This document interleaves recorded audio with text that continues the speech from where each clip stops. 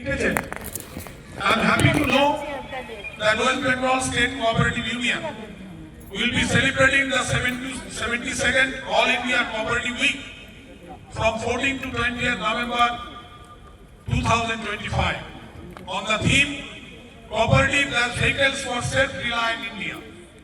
And we'll also be bringing out a special issue of Bhandar Patrika to commemorate the celebration. I convey my heartiest greetings and best wishes to the organizers of the event on the significant occasion and wish the program all success. আমরা গর্বিত, আমরা আনন্দিত।